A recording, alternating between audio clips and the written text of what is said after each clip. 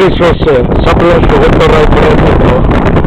Defnyddio'r llys yma I olygu cwrt neu balas brenhinol, roedd yn lle gyfarfod mwyn casglu, tyredu a chadw rheolaeth ar y gymdogaeth a rhan y tywysogion.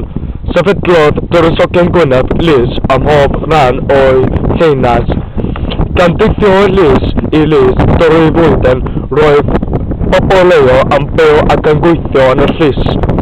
Ac fel rhan o'i gwasanaeth yn rhoi llechi anabod i'r tywysogion gan oedden tan ymweld. Yn ôl ddogfannau hanesyddol, byddai gan bob llys neuaf fawr ac adeiladau eraill a gyfer rha byw I storio. Roedd gan Llys Rhosyr ei eglwys ei hun, gyd o'n oed dyma pa mae eglwys San Bedr yn agos at y safle o bosibl. Yn wahanol I gestyll, nid am ddiffyn oedd bryd bwrpas y llys, ond yn hytrach bod yn safleoedd ymarferol ar gyfer rheoli'r ar bobl a rhan y tywysogion. Yn Llys Rhosyr gwelir rhan o system rheoli gamleth Llywodraeth Cymru cyn gorfodiad Deyrnas Gwynedd ond ei ddau. A dyna ni, dyma'r siapter hwn. Mae'n dweud, mae'r siapter hwn sy'n rhoi dyr I abati ystod machell ystod Macala yn enghraifft y dogfen rynyddol a gofnod deyrnasau llawer Ewrope gallu gweld enw Llywelyn ar y llinell gyntaf. Wedyn, mae dydyn nhw sut mae pobl Gymru ac gweithio yn y llys.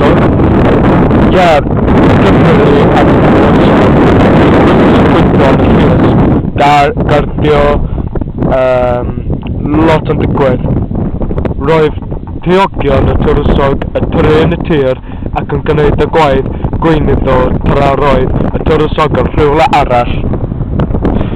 Nachdi, wel, dyna ni, dyma Llys Rhosyr. Mae Llys Rhosyr, wel, arwyddio oedd Llys Rhosyr ydy plas Rufeinig, ond wedyn mae'n yn troi I mewn a palas a llys.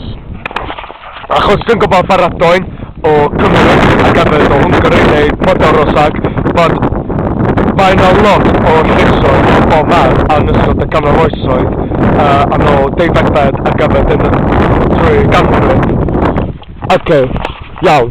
Os dwi'n gweld yda hen y dysgyryddiad, felly dwi'n rhaid fel yma, hwn ydy fatha radio, ble mae gyda nhw waw, ac hwn ydy y prif adeilad y llys y tywysogion ble mae gyda nhw bwyd, a fel yma, ble mae gyda nhw adeilad bod y ceffylau wedi aros. Ac os dwi'n troi fel yma, hwn ydy y llys o radio, roedd fel yma ydy llys o radio, ac mewn hyn ydy yr adeilad sydd drws nesa wrth y llys. Ac mewn hyn, nachdi, os ti'n gweld yr adeilad hwnnw, hwn ydy yr adeilad hwnnw, ond dwi'n yn cweit yn siŵr beth ydy enw adeilad I anamodus I dweud y gwir. Ond awel, dim ots, achos fel dwi'n meddwl wneud o rwan ydy rownd y llys. Y llys, garddio, of course. Wel, baradoen, gobeithio ys I ffindio bod o'n rili diddorol I dweud y gwir. A salad, I know salad you made a lot of videos about Welsh history following Welsh Bardock, but there is one thing to be added is the llys or the cot, because llys is a Welsh word for cot.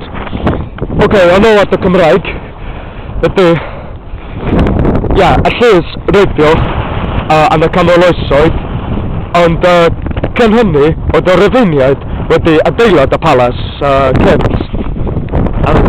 Ac mae'n hanes diddorol iawn, ond pan oedd y Rufeiniaid wedi gadael Cymru achos roedd y Sacsonaidd neu Paganaid wedi fyddiant y Cymru, mae Cymru Cymraeg wedi troi palas Rufeinig I mewn y llys y tywysogion. A nachdi, dyma sut roedd yr adeilad hwnnw wedi goroesi gyd yn hyn. Reit, wel, dwi'n mynd i stopio ffilmio rwan achos dwi'n mynd i tynnu llun.